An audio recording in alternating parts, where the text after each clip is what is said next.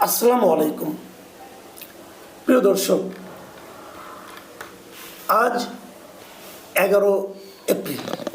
গত 12 মার্চ যখন নাকি ত্রয়োদশ সংসদের প্রথম অধিবেশন শুরু হয়, সেদিনই কিন্তু অন্তর্বর্তীকালীন সরকারের যে অধ্যাদেশগুলি ছিল, মানে 133টা অধ্যাদেশ, সেগুলো সংসদে উত্থাপন করা হয়। এবং সেদিন থেকে ঠিক 30 দিন পর্যন্ত সময়ের মধ্যে এগুলো হয় অনুমোদন করতে হবে, অথবা বাতিল করতে হবে, অথবা কিছু একটা করতে হবে। যদি অনুমোদন না হয় তাহলে সেগুলোকে, যদি উত্থাপন না হয় তাহলে সেগুলি কিন্তু বাতিল বলেই গণ্য হবে। সে বিচারে আমরা দেখলাম যে গতকালকে ছিল 30তম দিন, গতকালকে শুক্রবার। এই জন্যই কিন্তু শুক্রবার দিন জাতীয় সংসদের অধিবেশনও বসেছিল। তো কালকেই শেষ দিন ছিল বেসিক্যালি। এরপর আর কিন্তু নতুন করে আর কি এই সম্পর্কে কোনো কিছু করার নেই। এবং এদিন আমরা অনেক কিছু দেখলাম, বেশ কয়েকটা আপনার অধ্যাদেশ আলটিমেটলি উত্থাপিত হলো না, কিছু আলোচনা হলো, কিছু বাতিল হয়ে গেল। বাতিল যেগুলো হলো, মোটামুটি 13টা অধ্যাদেশ ছিল যেগুলো নাকি বাতিল হয়ে গেছে। এবং এগুলোর মধ্যে সবচেয়ে যেটা গুরুত্বপূর্ণ অনেকগুলি ছিল, সেগুলোর মধ্যে যেমন জাতীয় একটা আছে রাজস্ব নীতি ও রাজস্ব ব্যবস্থাপনা বিষয়ক 2টা অধ্যাদেশ, তারপর গুম প্রতিরোধ ও প্রতিকার সংক্রান্ত 2টা অধ্যাদেশ, দুর্নীতি দমন কমিশন অধ্যাদেশ, মাইক্রো ফাইন্যান্স ব্যাংক অধ্যাদেশ, এরকম অনেকগুলি ছিল। কিন্তু সবচেয়ে যেটা গুরুত্বপূর্ণ অধ্যাদেশ ছিল, যেটা নাকি আলটিমেটলি কার্যকারিতা হারিয়ে ফেললো, সেটা হলো গণভোট অধ্যাদেশ। এই গণভোট অধ্যাদেশটা জারি করেছিল অন্তর্বর্তীকালীন সরকার।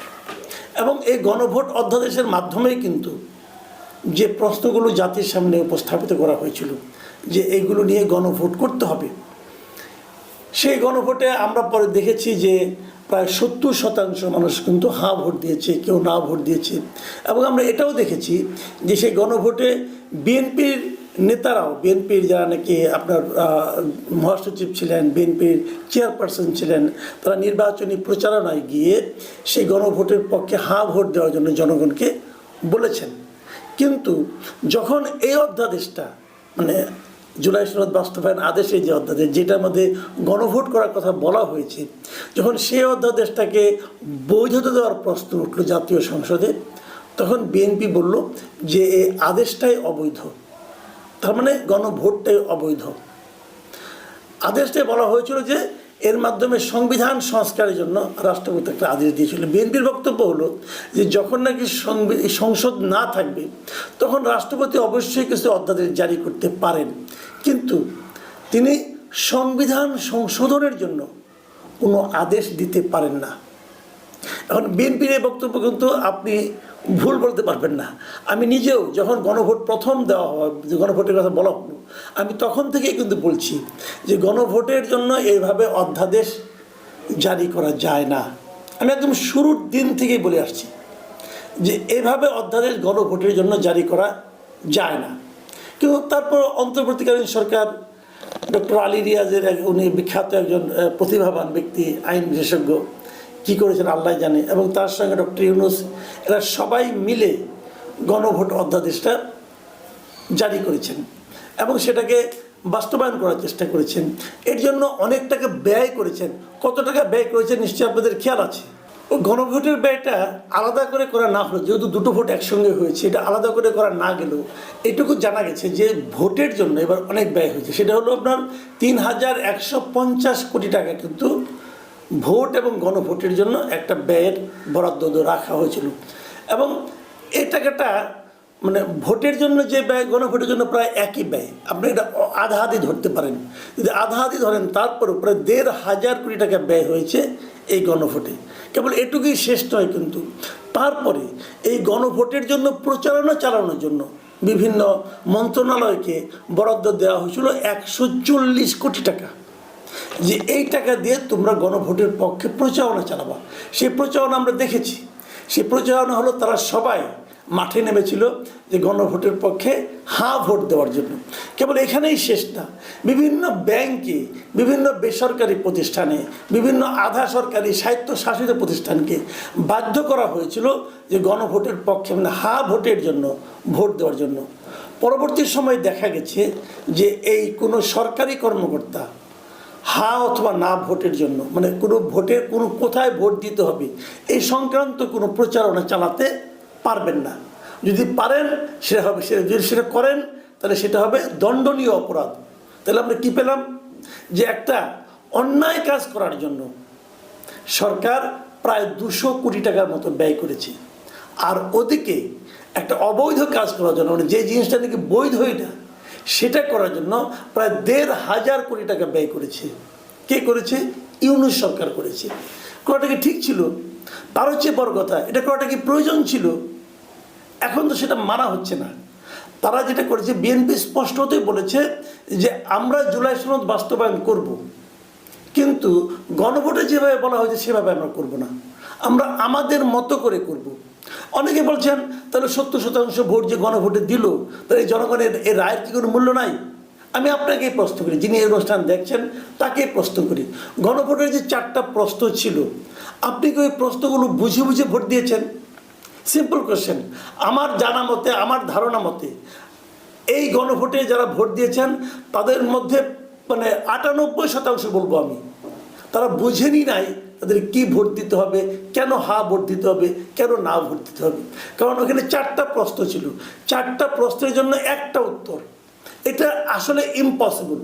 ডক্টর আলী রিয়াজও এই প্রশ্নের উত্তরে হা অথবা না কেন দিবেন বলতে পারবেন না, ব্যাখ্যা করতে পারবেন না। এখানে অনেকগুলি পরস্পর বিরোধী প্রশ্ন আছে, আপনি কোনটার উত্তর হা দিবেন, কোনটার উত্তর না দিবেন আপনি জানেন না ভাই। তো এরকম একটা কনফিউজিং জিনিস আমাদের উপর চাপিয়ে দেওয়া হয়েছে। এখন যারা বলছেন, মনে করেন জামাত ইসলাম বলছেন, এনসিপি বলছেন যে জনরায় বাস্তবায়ন করতে হবে, কেন গণভোট বাস্তবায়ন করা হবে না, এর মাধ্যমে বিএনপি গাদ্দারি করতেছে। এর মধ্যে আবার দেখলাম যে নাহিদ ইসলাম উনি বিএনপিকে রাবণের সঙ্গে তুলনা করছেন। তারপরে আবার দেখলাম যে ঢাকা বিশ্ববিদ্যালয়ের 3 জন স্টুডেন্ট এর মধ্যে আমরণ অনশনের কর্মসূচি ঘোষণা করেছেন যে গণভোটের রায় বাস্তবায়ন করতে হবে। বাট কোশ্চেনটা হলো গণভোটের রায়টা কি? গণভোটের রায়টা হলো জুলাই সনদ বাস্তবায়ন করা, এবং জুলাই সনদ বিএনপি বলছে আমরা বাস্তবায়ন করব, কিন্তু জুলাই সনদ বিএনপি কীভাবে বাস্তবায়ন করবেন সেটা নিয়েও কিন্তু একটা বিস্তর প্রবলেম আছে, বিস্তর একটা সমস্যা আছে। কারণ বিএনপি যেগুলোতে নোট অফ ডিসেন্ট দিয়েছিল, বিএনপি কি সেগুলিকে বাস্তবায়ন করবে? করবে না। আবার যেগুলিতে জামাতে ইসলাম নোট অফ ডিসেন্ট দিয়েছিল সেগুলোকে বিএনপি বাস্তবায়ন করবে? এটা নিয়ে কিন্তু একটা বিরাট একটা বিতর্ক। তো এখন এটাকে কীভাবে আপনি সমাধান করবেন? এবং চট করে যেভাবে জামাত ইসলাম এবং এনসিপি বলছে যে বিএনপি গণবিরোধী আচরণ করছে, সেটাও কতটুকু আসলে আইনসম্মত এটা নিয়েও কিন্তু প্রশ্ন উঠবে। এখন সব মিলিয়ে যে জিনিসটা বলা হচ্ছে যে পিপলস উইল, দেখেন আমি যেটা পার্সোনালি মনে করি যে এভাবে গণভোট করাই ঠিক হয় নাই, এটা প্রথম কথা। কারণ এর মাধ্যমে আপনি যেটাকে পিপলস উইল বলছেন, জনগণের প্রত্যাশা বলছেন, সেটা কতটুকু জনগণের প্রত্যাশা ছিল এটা নিয়ে আমার সন্দেহ আছে। মানুষ তো বোঝে নাই, মানুষ না বুঝে ভোট দিয়েছে, এবং সেরকমভাবে এটা করা হচ্ছে যেন মানুষ না বুঝে। তো এটাকে কি সহজ করা যেত না? যেত। সেরকম করে যদি আপনারা করতেন তাহলে আমরাও এর পক্ষে নামতাম। আবার বিএনপি যেভাবে এই অধ্যাদেশ থেকে এটা বাতিল করে দিল, সেখানেও কিন্তু আমার প্রশ্ন আছে যে এটাকে বাতিল এভাবে করার দরকারটা কি ছিল? আলোচনা করা যেত না?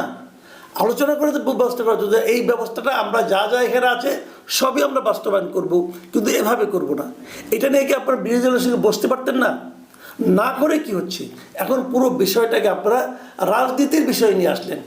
ভাই এটা নিয়ে তো আমরা রাজনীতি চাই না, আমরা এমন একটা সংস্কার চাই যে সংস্কারের মাধ্যমে আমরা আরেকটা স্বৈরাচারী শাসন যেন না কায়েম হয় সেদিকে যেতে পারি।